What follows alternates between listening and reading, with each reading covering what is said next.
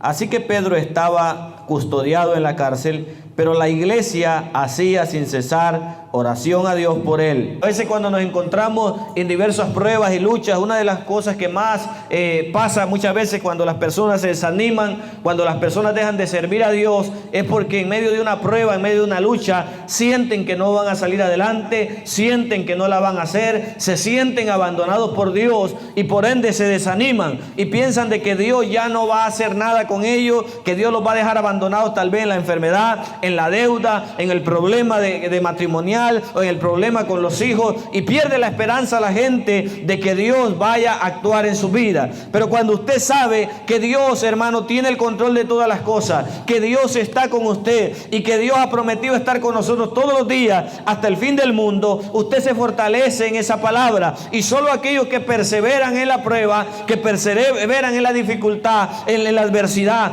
son los que van a ver el plan de Dios manifiesto en su vida. Bendito sea el Señor. La Biblia está lleno de hombres que pasaron por adversidades, que pasaron por pruebas y por necesidades. Está llena de hombres que vieron la gloria de Dios. Sabe que la Biblia es maravillosa porque la Biblia no solo enseña los puntos fuertes de los hombres de Dios, sino también enseña los momentos de debilidad que atravesaron, los momentos cuando ellos, hermanos, estuvieron a punto de tirar la toalla, cuando ellos estuvieron deprimidos, cuando ellos dijeron, ¿sabe qué? Ya no sigo más porque siento que la prueba es demasiado. Y eso nos enseña que la Biblia está, hermano, escrita por Dios, pero representada por hombres y mujeres igual que usted, igual que yo, con necesidades, con debilidades. Así como Jesús tomó 12 apóstoles, 12 hombres comunes, pescadores, cobradores de impuestos, celotes, hermano, gente rebelde contra el Estado, gente, hermano, que nadie daba por ellos nada, pecadores. Dios los tomó y los convirtió en gente extraordinaria, porque cuando Dios tiene un plan contigo, Él no mira ni de dónde vienes, ni quién eres, ni cuál es tu padre, ni cuál es tu madre. Él solo, hermano, pone su mirada sobre ti y Él hace lo que Él quiere hacer en tu vida si tú te dispones.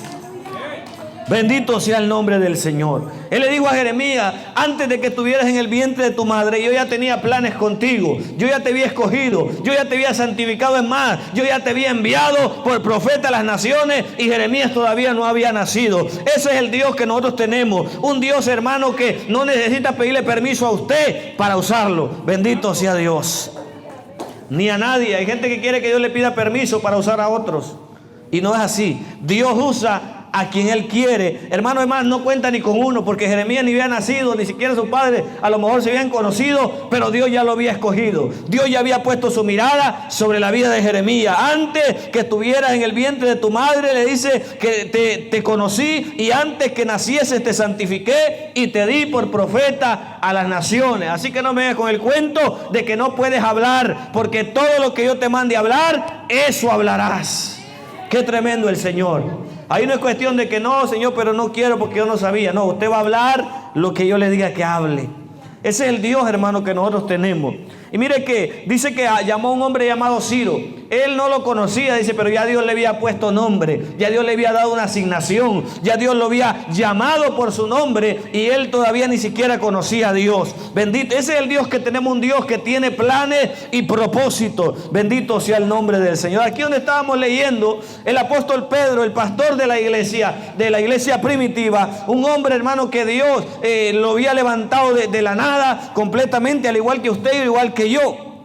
¿Sabe? Me gusta hablar mucho de Pedro, y he estudiado bastante acerca de Pedro, porque es una persona que se parece tanto a nosotros. Impulsiva, que la riega, que mete la pata, que habla cuando no tiene que hablar. ¿Cuántos a veces hemos hablado y después hemos dicho, híjole, ya la regué?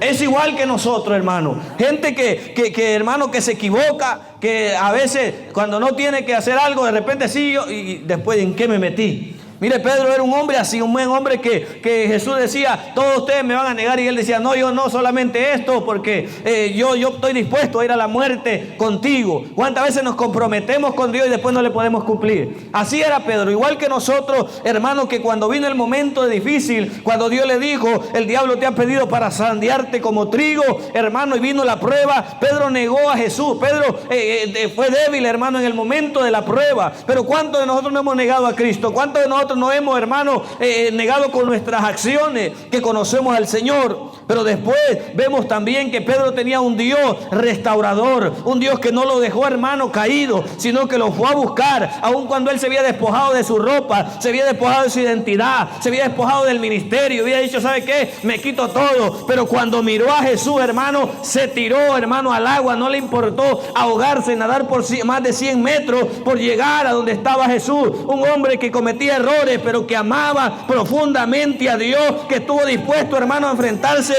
con un ejército porque él verdaderamente amaba a Dios. Esos son los puntos de Pedro. Pedro, hermano, dice que le cortó la oreja. Usted ya conoce la historia. Ahora, él no iba por la oreja, iba por la cabeza. No crea que iba a cortarle la oreja, que él estuvo listo y nomás le voló la oreja. Porque amaba a Dios. Amaba a Dios, pero lamentablemente él no sabía la manera correcta cómo expresarla, pero Dios le fue enseñando. Y este Pedro, hermano, lo vemos que después de esto aparece en el libro de los Hechos con una unción tan sobrenatural que dice que aún con la sombra de Pedro se sanaban los enfermos. ¿Cómo es posible que este hombre ahora esté sanando enfermos con su sombra? Porque, hermano, es ese Dios que nos toma de la nada, de lo vil, de lo menospreciado, manifiesta su gloria en aquellos que se disponen a que Él la manifieste. Hermano, cuando nosotros le decimos, Dios, aquí estoy con mis debilidades, no sé hablar, no sé decir las cosas bien, pero aquí estoy, no puedo hacer esto, pero confío en tu mano. Entonces vamos a ver la gloria de Dios.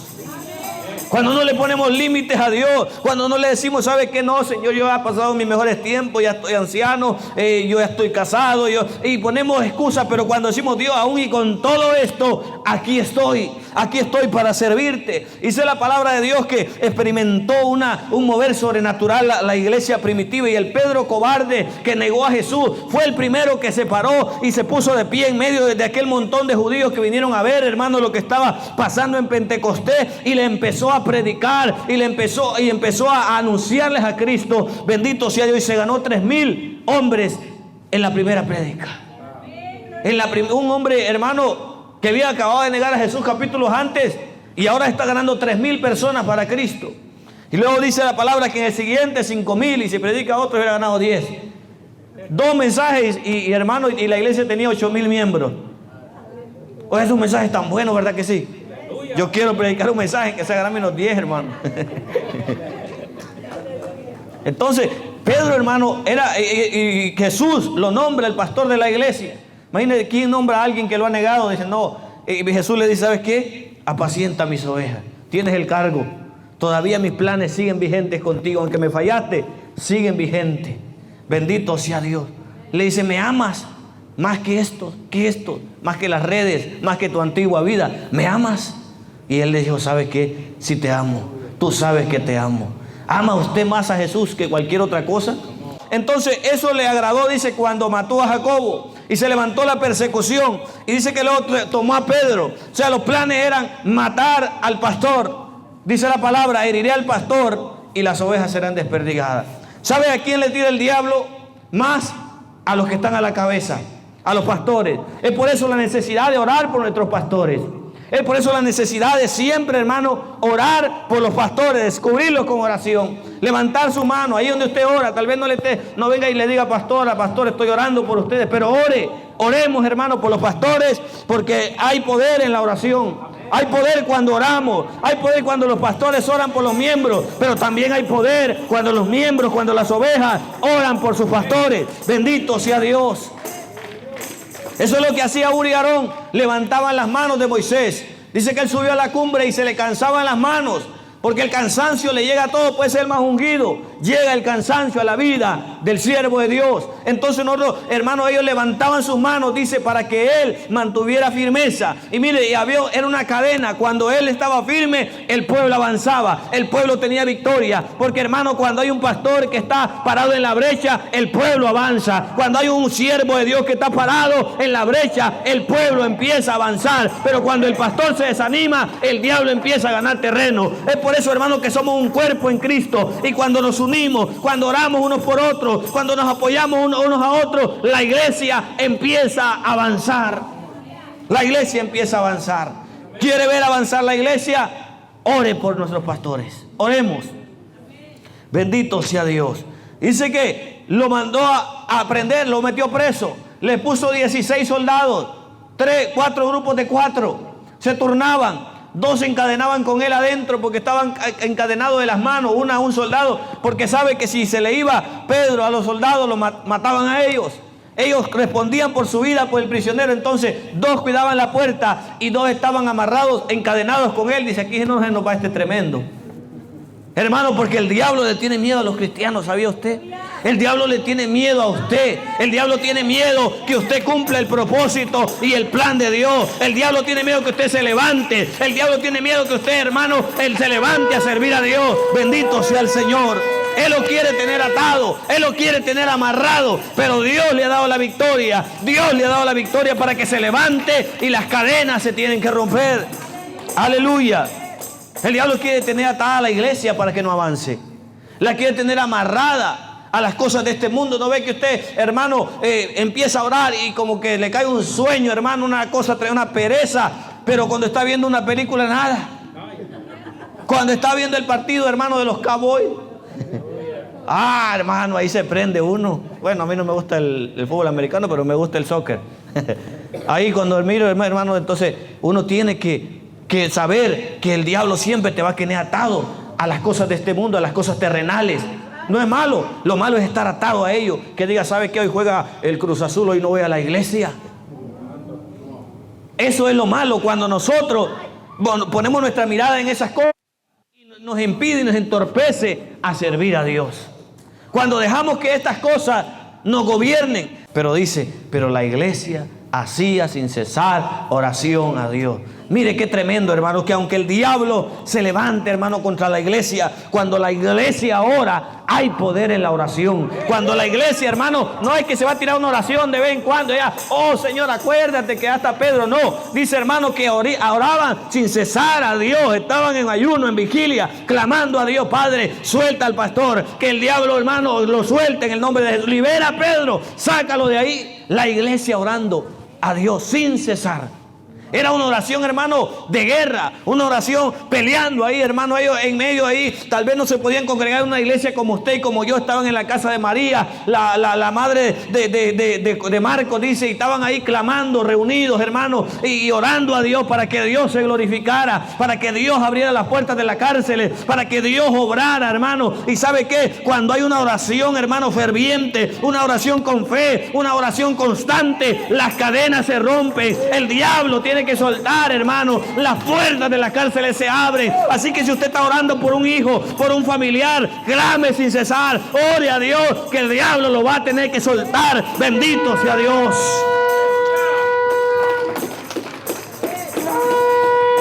Hacían sin cesar oración a Dios. Cuando usted le crea la palabra de Dios, cuando usted se agarra firme de la palabra del Señor y cree en los planes de Dios para su vida, cree que Dios está con usted y que el plan de Dios se va a cumplir. Ahí estaba Pedro. ¿Qué estaba haciendo Pedro? No estaba preocupado, no estaba viendo las noticias a ver cuántos habían muerto. No, hermano, estaba dormido. Imagínense qué sueño tenía Pedro, que estaba encadenado de las manos y estaba dormido el hombre, tranquilo, confiando en Dios. Porque, hermano, cuando usted confía en Dios, usted sabe que ni la vida ni la muerte lo puede separar de Dios. Nada lo puede separar. A veces, hermano, uno como que se carnaliza y empieza a decir, ¿sabes qué? A tener miedo que se va a morir o esto y que el otro. Pero cuando caes en cuenta que dice, ¿sabes qué? Bueno, si yo me muero me voy con Cristo. ¿Cuál es la pérdida? Por eso el apóstol Pablo decía, para mí el morir me es ganancia. Me es ganancia. Y ahí estaba Pedro y la iglesia orando. Y Pedro preso y la iglesia clamando. Bendito sea el nombre del Señor. Y dice, Herodes lo iba a sacar otro día para matarlo. Bueno, se va a quedar con sus planes el diablo, porque no va a poder. Bendito sea Dios. Y dice que en la noche se presentó un ángel del Señor en la cárcel y una luz resplandeció en la cárcel. Bendito sea Dios. Hay momentos oscuros que nosotros pasamos. Cuando le servimos a Dios, vamos a pasar por momentos oscuros, pero llegará el momento que veremos la respuesta de Dios. La luz se va a volver a encender en nuestra vida. Vamos a ver, hermano, la luz al final del túnel. Por muchas tinieblas, por mucha oscuridad que haya, por mucha necesidad, vamos a ver la gloria de Dios. Y el diablo no le gustó, hermano, porque el diablo, cuando alguien está hermano, cuando Dios te pone en influencia, cuando Dios te pone en un puesto donde pueda ser de bendición, el diablo está a gusto cuando hay hombres corruptos, hombres perversos en los gobiernos. Pero cuando Dios, hermano, cuando hay un hombre que es temeroso de Dios, cuando hay un hombre que teme a Dios, el diablo se le va a levantar. Así como se levantó a Daniel. ¿Y sabe qué hizo Daniel? No se agüitó, siguió orando, siguió buscando a Dios. Usted sigue leyendo, no es que los leones no tenían hambre, que no tenían dientes. Ahí usted lee, hermano, que después de que Daniel fue echado ahí, eso fue Dios que mandó su ángel, como lo dice Daniel, y cerró la boca de los leones y no lo pudieron hacer daño. Bendito Dios, porque cuando Dios tiene un plan contigo, ni el diablo, ni los leones, nada te podrá destruir, hermano, porque Dios te va a guardar y Dios va a cumplir su plan y su propósito en tu vida. Hay leones que se levantan para querer devorarte, hay leones que se levantan para criticarte, hay leones que se levantan para perseguirte, pero Dios enviará su ángel para defenderte y asegurarte la victoria. Bendito sea el Señor. La victoria será tuya. La victoria será tuya. La victoria será mía. Bendito sea el nombre del Señor. Dice que lo echaron, pero los leones, hermano, ni se le acercaban. Yo creo que Daniel estaba jugando con los leones allá adentro. Ni lo aruñaron. ¿Sabe que los leones tienen unas uñas, hermano, que cuidado, desgarran la carne? Pero ni se le acercaron, porque cuando Dios está contigo, hermano, no te hace daño nada. Caminas, hermano, seguro, no tienes miedo. Se caen los trastes y tú no sales a meterte bajo la cama. Bendito sea Dios. Duermes con la luz apagada, no tienes miedo. ¿Cuántos duermen con la luz prendida porque tienen miedo, hermano? No oran a oscuras porque sienten que los tocan. Bendito es Dios. Hay gente que se oye que un chilincheo allá de los trastes y cuidado, hermano, no quieren salir, allá anda el diablo. Yo no sé, hermano, pero yo en mi casa pago la renta y ahí solo entra Dios. No meta al diablo en su casa, hermano. No diga que anda, no, ahí no puede entrar. En la puerta, hermano, pasa de largo, porque en su casa y en la mía está cubierta con la sangre del Cordero, está cubierta con la sangre de Cristo. Donde quiera que usted va, su familia, sus hijos, su casa, están cubiertos con la sangre de Cristo y el diablo no se puede acercar. Bendito sea Dios. ¿Sabe? A veces el diablo va a querer poner obstáculos para que usted no llegue a su propósito y el plan de Dios no se cumpla en su vida. Y lo va a querer encerrar y va a poner muros, como cuando el pueblo venía, dice que Jericó, dice, estaba cerrado, bien cerrado. Pero Dios les había dicho que iban a conquistar Jericó. Y dice la palabra de Dios que cuando llegaron nadie entraba y nadie salía. Bendito sea el nombre del Señor. ¿Cuántas veces nos encontramos así encerrados? ¿Cuántas veces pensamos de que ya no vamos a poder seguir adelante porque parece que el diablo nos ha cerrado la puerta? Pero ¿sabe qué? Dios tenía un plan. Y dice la palabra de Dios que Dios le habló a Josué y le dijo, ¿saben qué? Van a rodear la ciudad, van a caminar, van a dar 6 vueltas en 6 días, y el último día van a dar 7 vueltas y van a tocar la trompeta y la gente va a gritar y los muros van a caer. ¿Sabe? Les dijo 6 días. Van a andar callados. 6 días ustedes no van a decir nada. 6 días, hermano, qué difícil era. Yo creo que ahí no andaban ni mexicanos, ni hondureños, ni dominicanos, ni salvadoreños. Porque imagínense nosotros dando vueltas alrededor de ese muro. Nos faltó ahí. Oye, ¿y si se irán a caer? El salvadoreño le iba a decir al hondureño, pues Chicago, yo no creo que se caigan. ¿Ah? Iban a andar hablando ahí, hermano, pero no. Dice la palabra de Dios que le dijo, no hablen, vayan callados.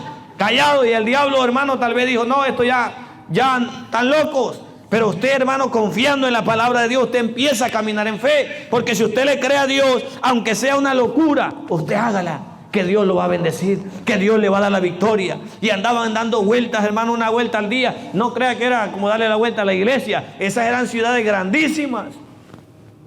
Ciudades grandes, y ahí iban el arca delante y los sacerdotes, y iban con los cuernos de carnero, hermano, con los chofares, iban, hermano, y sonando los chofares, bendito sea Dios, dándole la vuelta a la ciudad. dándole la vuelta a Jericó, creyendo y confiando que Dios iba a cumplir su palabra, que Dios iba a cumplir su plan. Iban caminando, dando pasos de fe, creyendo en la palabra del Señor. A veces nosotros, hermanos, Dios nos dice, hagan esto, y uno quiere, ¿y por qué?